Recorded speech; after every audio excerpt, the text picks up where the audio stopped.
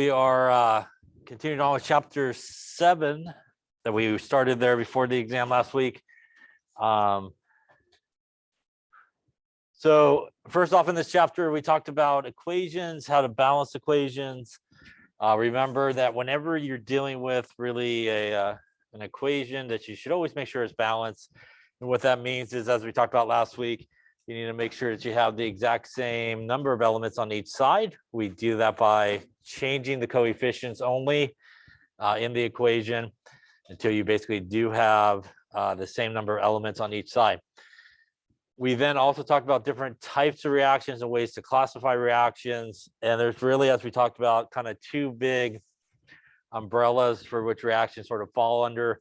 One is double displacement reactions, where the two positive guys basically switch partners.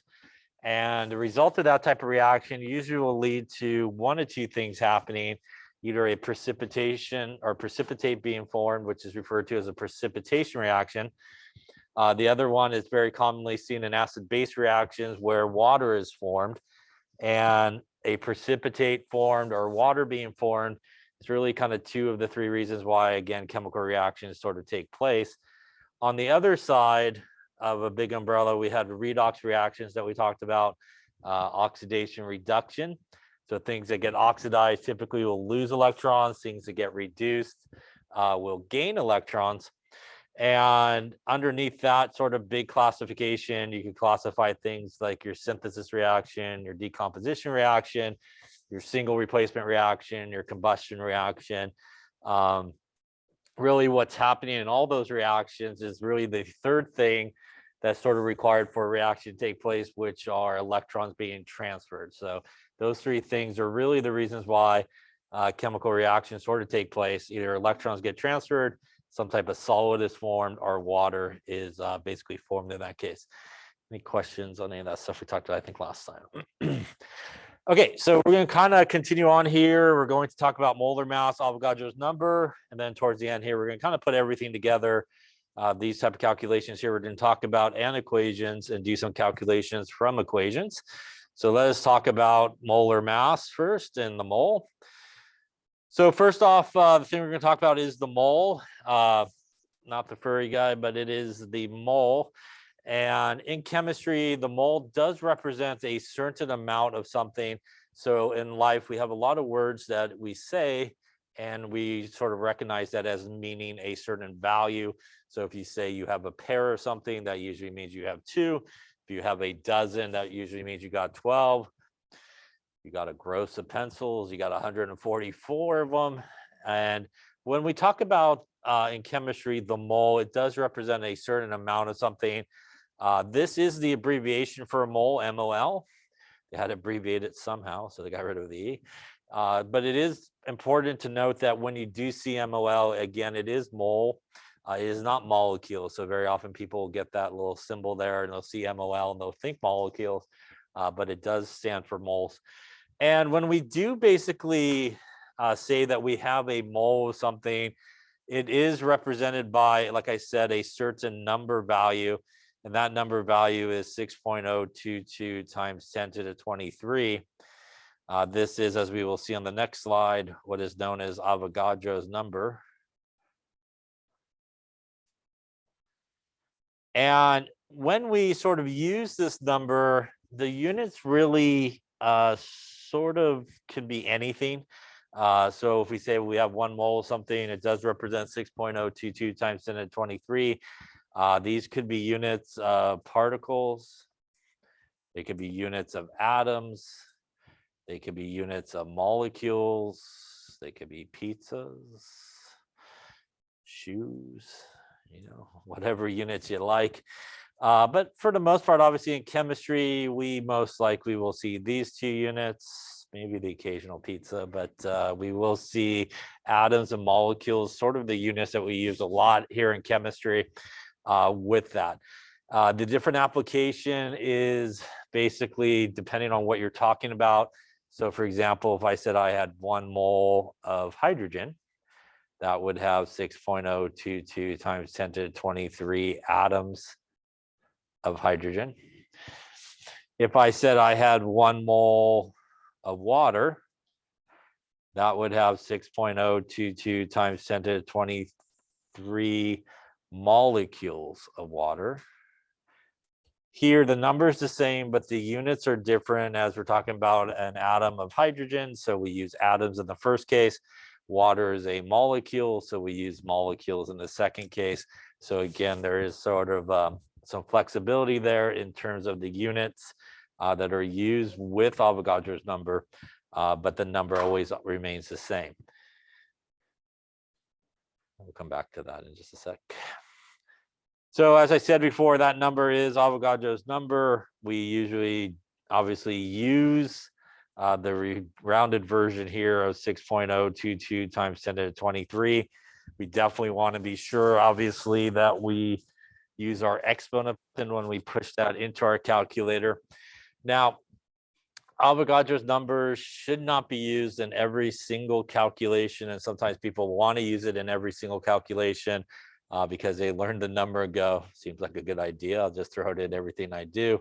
And you really shouldn't do that. When you're using Avogadro's number, it really is your conversion factor to go between basically moles and atoms or molecules, or vice versa. If you're starting with atoms or molecules, to go back to basically moles. So it is your conversion factor, where we could write something like there are 6.022 times 10 to the 23 atoms, say, of hydrogen, over 1 mole of hydrogen.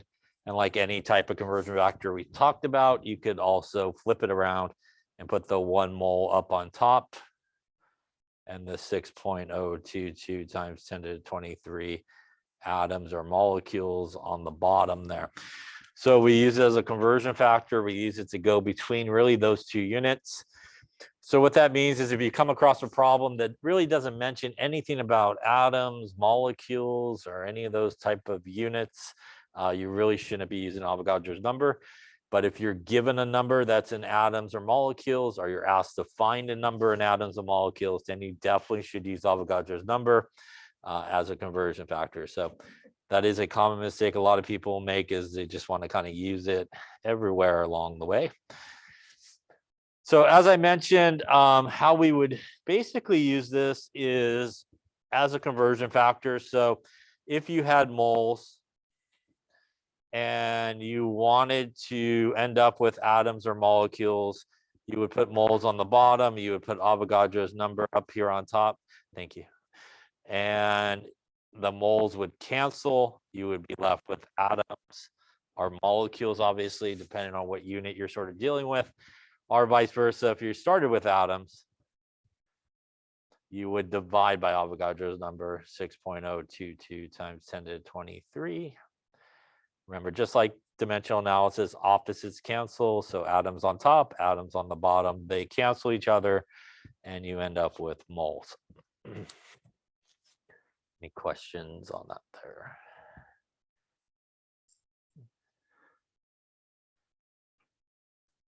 Now, another sort of important value, and really kind of a conversion value, is what is referred to as the molar mass.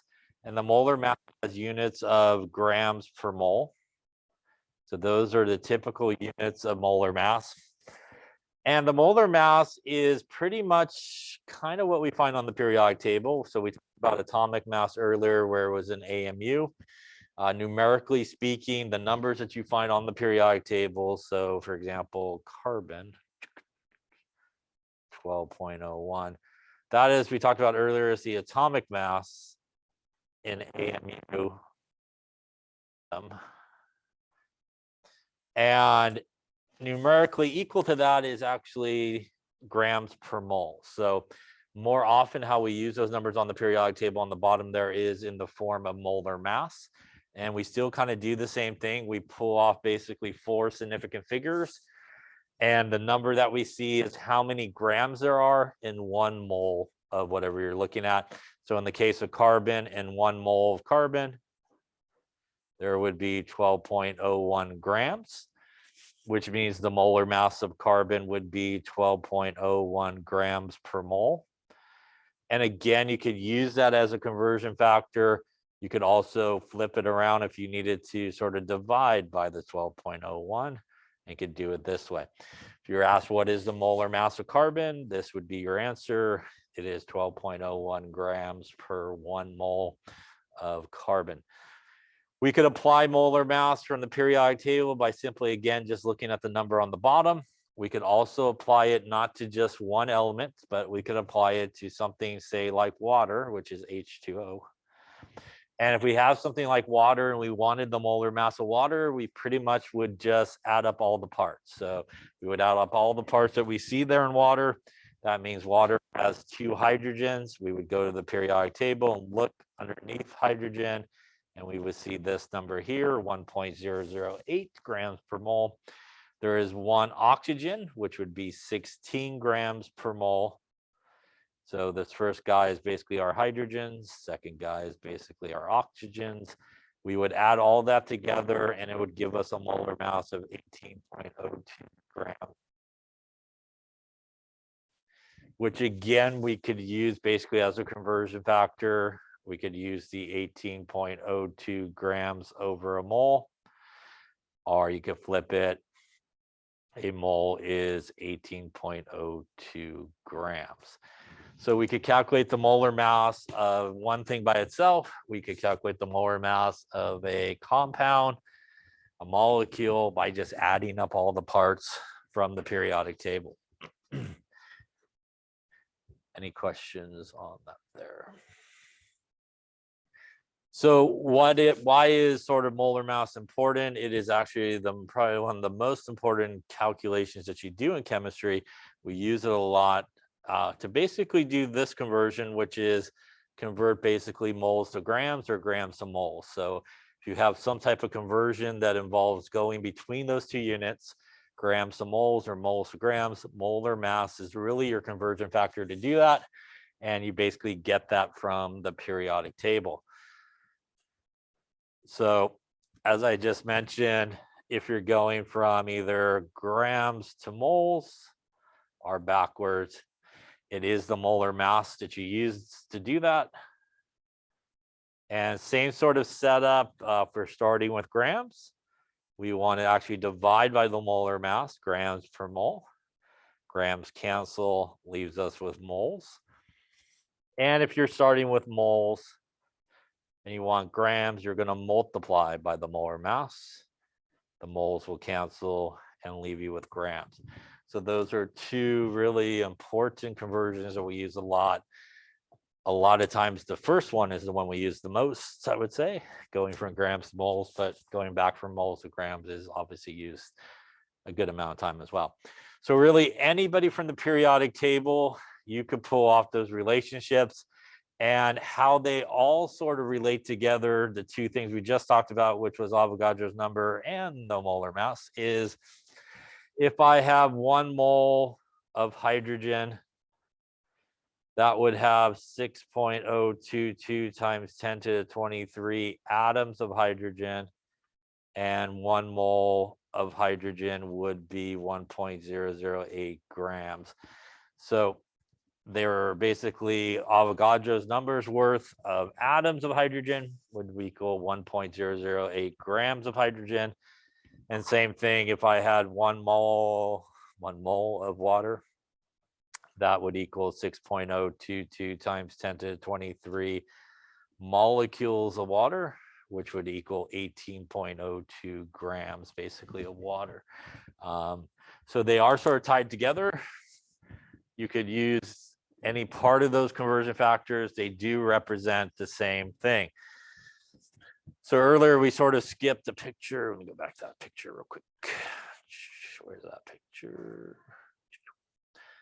There it is.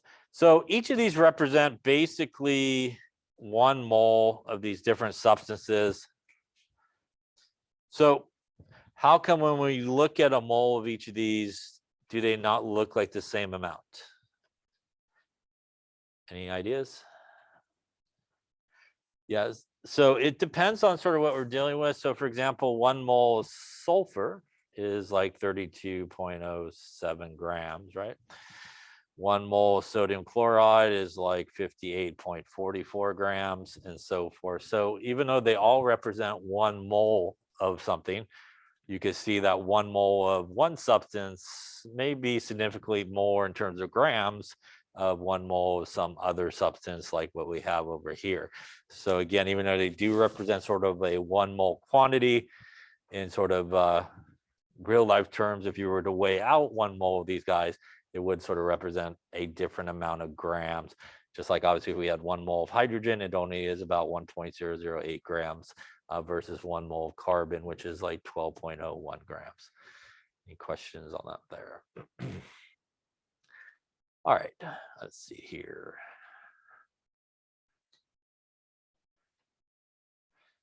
So as I mentioned before, we're going to use these really as conversion factors, and that's what you want to think about. So if you see a problem that involves atoms or molecules somewhere along the way, you should be using Avogadro's number probably to get to moles. And then if you want grams, you need to go from moles to grams using the molar mass. So a lot of times both of those are used together. And you want to kind of think about your path there. So why don't we try some here? Why don't you take a minute or two and see what you come up with. In case you don't have a periodic table, helium should say 4.003 at it, and zinc will go with 6539. Unless you want one of those newfangled periodic tables.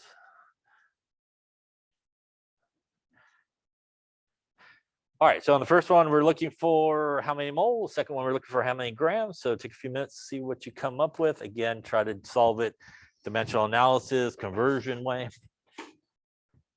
Okay, let's take a look.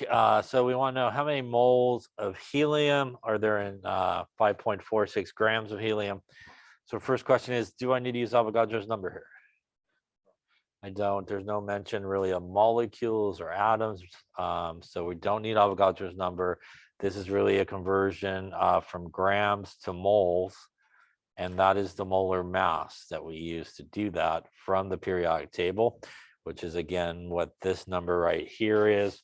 That number again represents how many grams there are, 4.003 grams of helium in 1 mole, which again really gives us sort of a conversion factor that we could use, which basically is 4.003 grams per mole. Or a mole is 4.003 grams. So we'll start with the number that was given to us, which was 5.46 grams of helium. And really, just like conversions here, we want to go opposites to cancel. So we do need the grams on the bottom, which basically means we're dividing by the molar mass here. And that's going to give us 4.003 grams per mole. Again, just like in conversions, opposites here will cancel. That will leave us the units of moles, which is what we're looking for. And it's like a 1.36 moles of helium in this case. Any question on that calculation there? Okay, looking at the next one, we want to know how many grams there are per 0.256 moles. Same situation here. We don't see any molecules written. Remember that this is not molecules, but that is moles. And we don't have any atoms or anything like that. So again, it really is a molar mass conversion here, going from our moles to grams in this case, still the molar mass, which again is that number that we see there on the periodic table. That means that we got 6539 grams per mole. And again, we could obviously flip it around if we need to. In this case, we will go with 0.256 moles of zinc. In this case, dimensional analysis here, our moles are up on top. So we do need to actually use it just like this, where the 65.39 grams go up on top. 1 mole goes on the bottom. Remember that the number always stays with the grams and it's always per 1 mole. So it's always 1 mole there on that part of it. The moles will cancel. That will leave us with grams that are left. And like a 16.7 there grams of zinc. Significant figure-wise, really based off of the original numbers on both of them. The molar mass you could think of as sort of as an exact number, so you could look at the original number there. Any questions on either of those calculations? All right, so let's try another one. What is the mass in grams of one gold atom? So if we look up gold there on the periodic table, it says like 196.7. All right, so we're looking for the mass of one individual gold atom. Okay, let's take a look. So we're looking for the mass there of one gold atom. Do I need to use Avogadro's number here? I do. There's the keyword right there, atom. So our goal here is we're starting with atoms. We want to end up with grams. So really our pathway is to go from atoms to moles and then go from moles to grams. Avogadro's number is obviously the thing that will take us from atoms to moles. And then our molar mass from the periodic table will take us the rest of the way there to grams. So in this case, we would start with one gold atom. Remember that Avogadro's number is 6.022 times 10 to the 23 atoms is 1 mole. So again, just sort of doing dimensional analysis, we have atoms up on top. So that means we do need to put our Avogadro's number there on the bottom so that they will cancel. That would give us 1 mole here up on top. If we sort of laid up the calculation right at this point, the units of atoms would cancel. We would be left with right at this point units of moles, right? You could get an answer at this point if you wanted to, or you could just continue on with the calculation. I'm going to just continue on with the calculation. To continue on with the calculation, again, I need the molar mass from the periodic table. That basically tells us we have 196.7 grams per mole of gold. So using our dimensional analysis here, we could clearly see moles are up on top. That means we do need to put the moles on the bottom, and our grams go up here up on top. Again, the moles will cancel each other out. At this point, this will leave us just one unit left, which are grams, and that's good because that is what we're aiming for. We're basically going to again multiply everything there on top, which is basically 1 times 196.7. We're going to divide by what's on the bottom, which is essentially just Avogadro's number.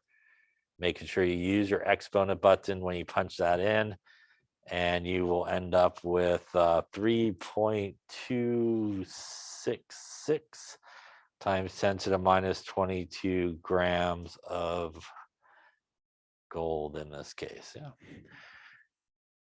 Any questions on that calculation there? Is that a big number, small number? It's a super small number since we were talking about one individual gold atom by itself, right? Which is obviously very, very small and has a very small mass.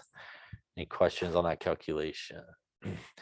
Significant figure wise, since this is technically one gold atom, it's probably an exact number, which means you could lay up as many significant figures as you want on the answer on this one. I went with 4 based off of like the molar mass, basically. Questions on any of those conversions? Yes. Did you? Let me just double check here. So we want to go with 196.7. We want to divide it by 6.022. You want to hit just your exponent button, EE button, EXP button, and then 23. It looks like it should be to the minus 22. I still get. So again, basically 196.7. Hit the divide button, 6.022. Just your exponent button, no other button, no multiplication, no carets, no inverse logs, and then 23.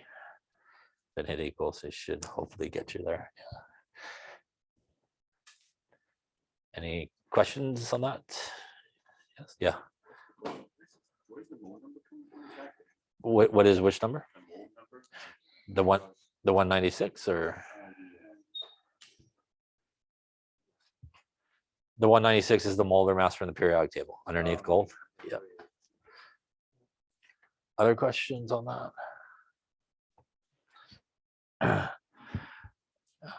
Okay, so yeah, don't forget about that exponent button and make sure you do use it. Now, let's try another one here. Let's say we had 32.5 grams of CH4. How many molecules would that be?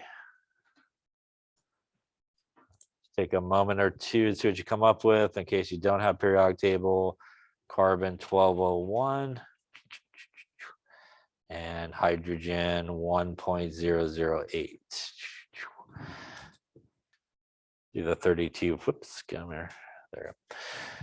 We'll do the 32.5 grams of CH4.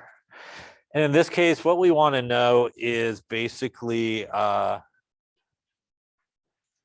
many, let's do, how many moles of copper are there?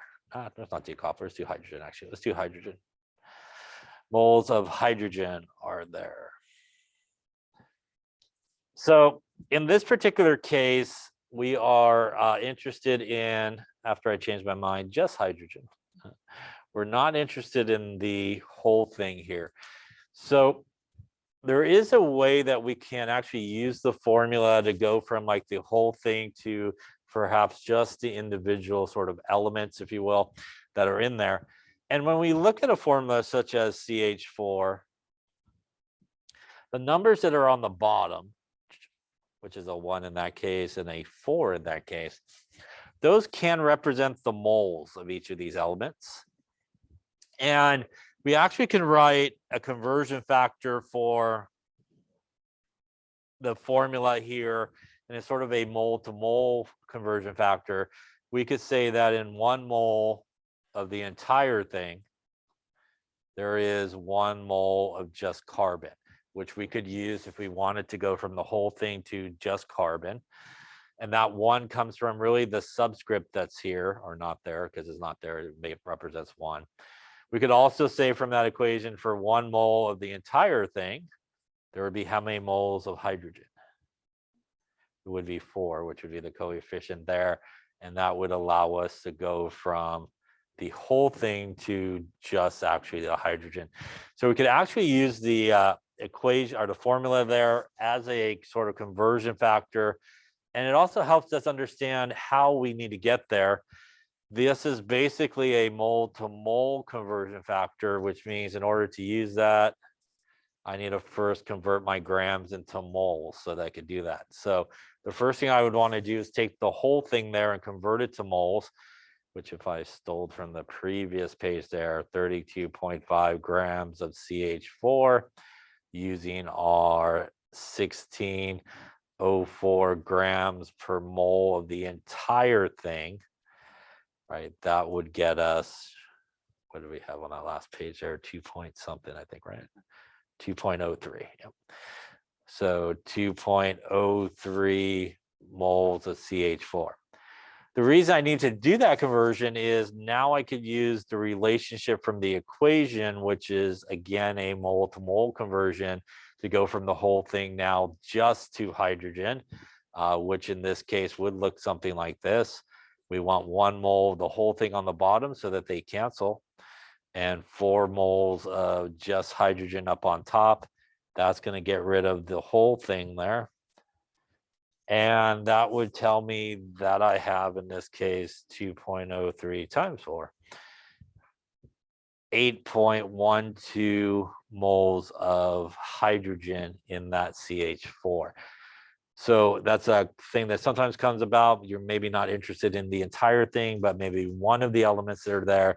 You can use the actual formula as a conversion factor, a mole to mole conversion factor, to go from the whole thing to just one thing.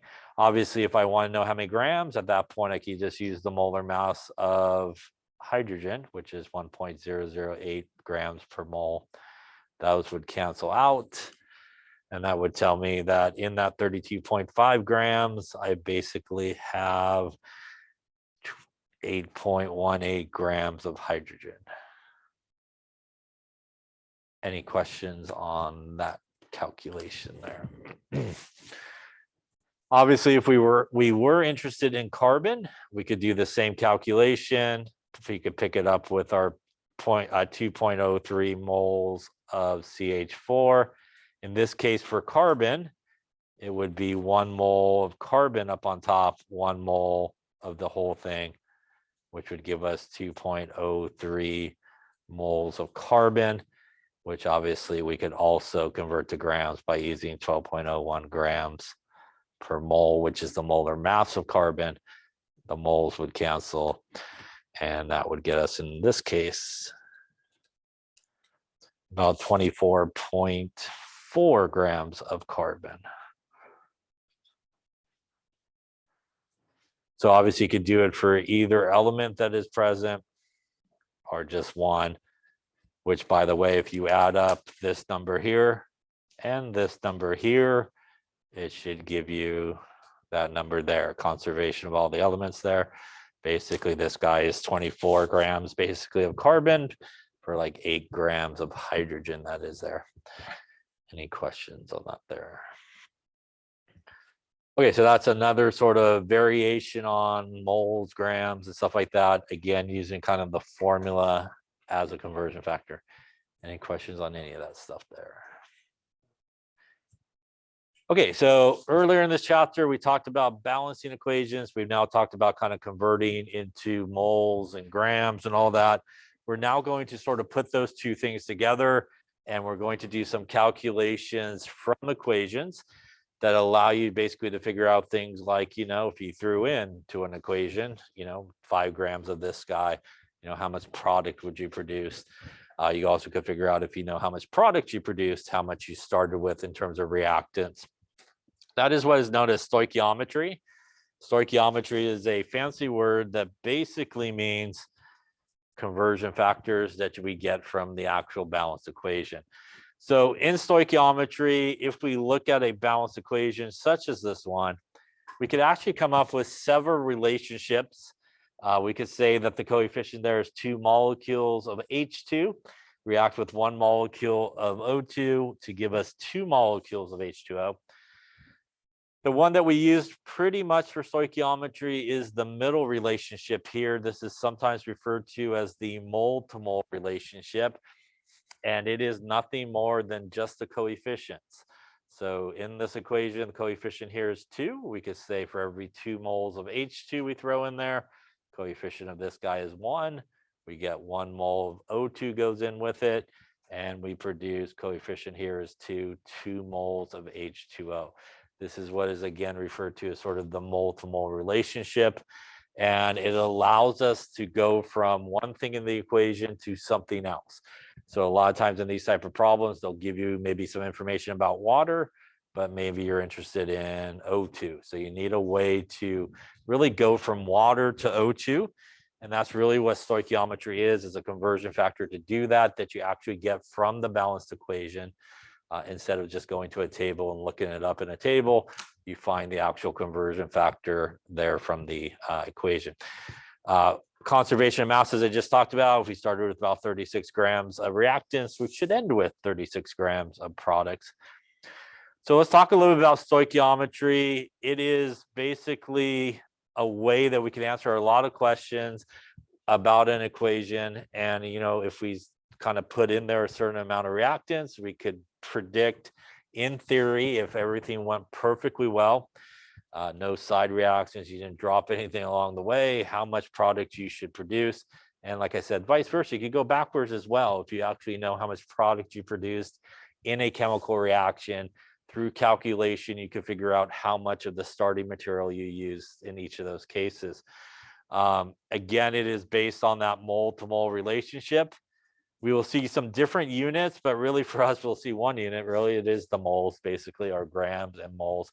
So in that conversion we just talked about, where we go from grams to moles, our moles back to grams, using the molar mass from the periodic table, is a big one in these calculations. So that guy that we just did there, where we have the grams per mole, That is really your key to do these problems and the conversions that are basically there. The method that we use, again, is basically what is referred to as the mole method. And people sometimes get really confused on how to get those relationships. And it really is pretty simple. It is just the balanced equation coefficients. There's no math involved in that part of it.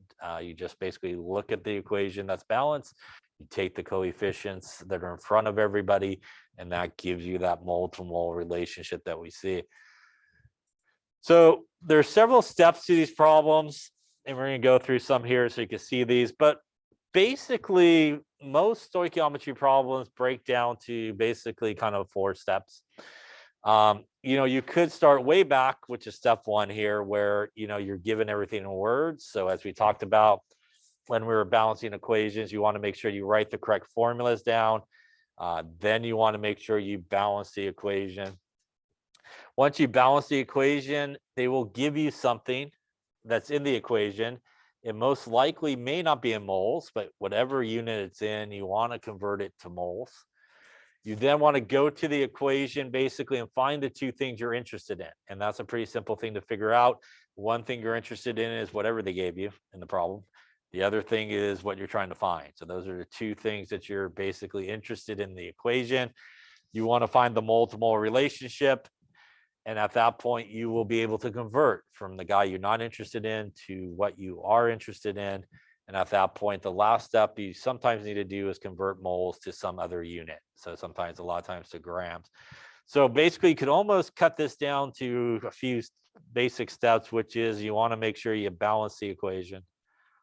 That means if you are given an equation and there's coefficients, you should probably check to make sure it's right. It probably is. If you're given an equation with no coefficients, you should probably check to make sure it's balanced or not balanced. Second thing you want to do is convert to moles. Third thing is the mole to mole relationship. And that is from the balanced equation. And lastly, you will always be in moles at this point. You want to convert to some other unit, perhaps, if needed. Pretty much for our purposes here, no matter how crazy the equation looks, no matter how big or small the numbers may be in a problem, it's basically these same 4 steps over and over is what you need to do. You start at the first step and you go down to the 4th step there. If something is done for you, don't undo it. Just go forward. Yes. So that's an odd thing that people sometimes do is like, oh, I got to convert the moles, but it's already in moles. So they unconvert it back to grams and then they'll go convert it back to moles. So you don't need to do that. If it's already in the proper unit, you just need to kind of proceed sort of forward. So let's talk about a couple of things here. Let's first talk about how we really get a bunch of these relationships from an equation. So if we have this equation here, there's actually several different stoichiometric equivalents or that we could get from this equation. Again, just looking simply at the balance coefficients here, this is where we're going to get our relationships from. One relationship that you could get from this equation is for every 2 moles of CO you put in there, you need to put in there 1 mole of O2. For every 2 moles of CO you toss in there, you get out 2 moles of CO2. For every 1 mole of O2 you put in there, you get out 2 moles of CO2. These guys are considered stoichiometrically equal to each other. They are not equal to each other in terms of numbers. Clearly, 2 does not equal 1, I think, right? But they are equal to each other in terms of like proportion you need to throw in there to get something out. So like when you make cookies, right? You got to throw a certain amount of flour, chocolate chips, all that stuff in to get a dozen cookies out, right? In this reaction, in order to get like a couple of moles of CO2 out, we got to throw in 2 moles of CO and 1 mole of O2 in there. They are equal to each other. They're considered equalities, again, not because of the numbers, but just in terms of the relationship. And because they are considered equalities, for every single equality that we see here, we could actually write conversion factors that are going to help us do these problems. So for this first one, we could say that there are 2 moles of CO up on top and 1 mole of O2 on the bottom, are 1 mole of O2 up on top and 2 moles of CO on the bottom. And again, there's no math here. It is simply just taking the numbers that we see from the balanced equation there and using them as a relationship. For number 2 here, we could say that there are 2 moles of CO, gives us 2 moles of CO2, or we could say 2 moles of CO2 gives us 2 moles of CO. And for the last one, we can write 1 mole of O2 over 2 moles of CO2 are 2 moles of CO2 over 1 mole of O2. From this one single equation, we have 3 different equalities and 6 different conversion factors we could use. Now, will we use all the conversion factors here in a problem? The answer is no. You will just use one, whichever one really you need. So for example, let's just say, we'll kind of run through our 4 steps there. Let's say we started with 46.5 grams, not started, but we produced 46.5 grams of CO2. And we want to know how many grams of O2 did we actually start with.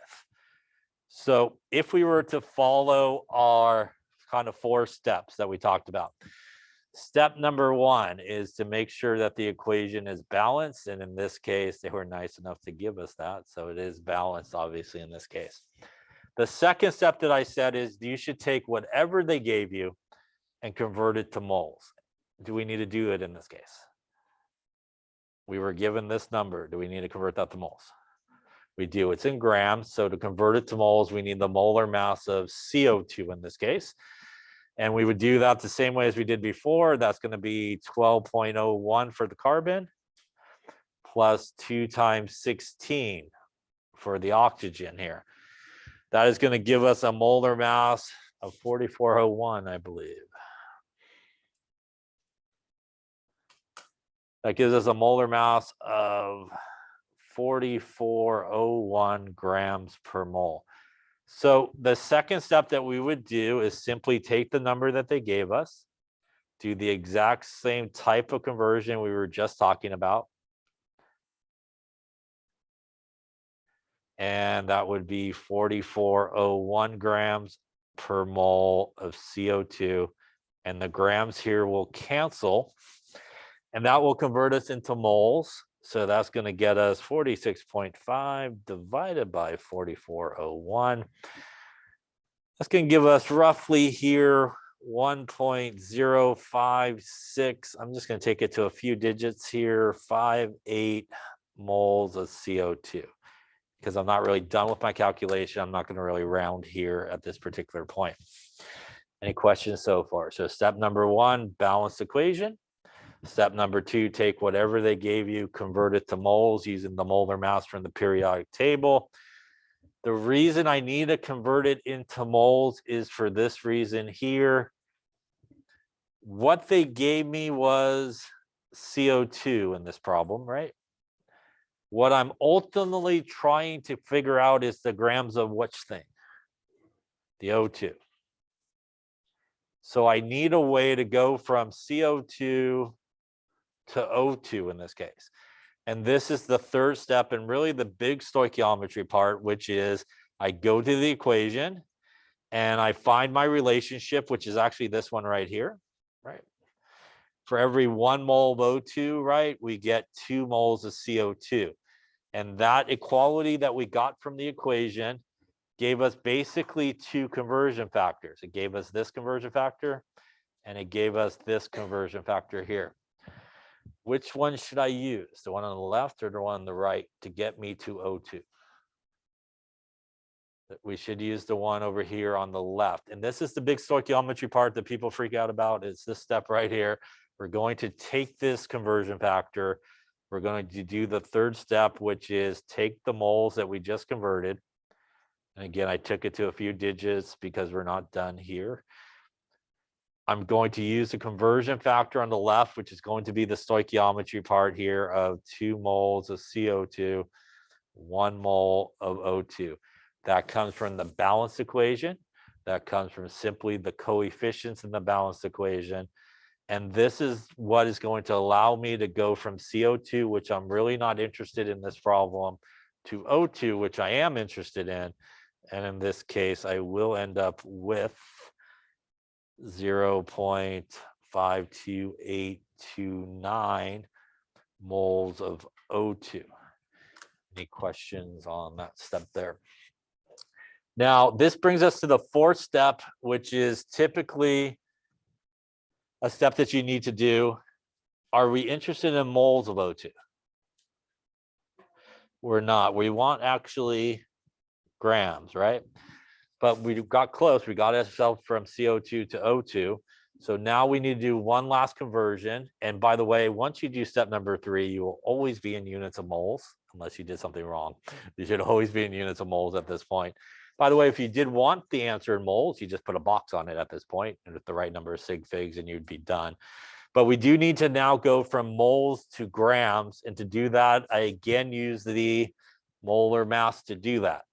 A key important thing is, do I still use the molar mass of 4401 in this case? I do not, because that's for CO2, and I am now converted to O2. So I need to use the molar mass for O2 in this case, which should be about 32 grams per mole, right? And that is from 2 times 16 from the periodic table is where that number comes from. So we will do our last step, which is really the fourth step here. Moles would go on the bottom. 32 grams would go up on top of O2. And that would get us, we'll call it here, 16.9 grams of O2 in this particular case. And that would be step number 4.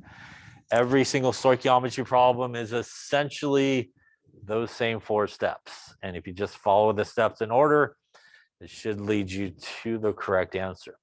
First off, any questions on any of those steps? As you can also see, although we had 6 different conversion factors, we only really needed 1. And that's probably in most stoichiometry problems what you would use, unless you were asked to solve for multiple things. Then you might, use a few more. But typically in one sort of straight up calculation from beginning to end, probably should just be using one stoichiometry sort of relationship. Any questions on any of that there? Now, what does this number mean? This number means that technically what we just calculated was, if I threw in there 16.9 grams of O2 into this equation, this reaction, everything went perfect, nothing went bad, there was no side reactions or anything like that, I should have produced about 46.5 grams of CO2. That's in theory how much grams of CO2 should have been produced in this reaction if everything went perfect. Any questions on any of those steps there? Okay. That's all the stuff we went over. All right, so why don't you try one here and see what you come up with. Let's do lithium metal reacts with water to form hydrogen gas and lithium hydroxide. How many moles of hydrogen gas can be formed by the reaction of 5.32 moles of lithium with water? In this particular example, you're not given the equation, so you need to start with that. Yeah, so you got to start with the equation.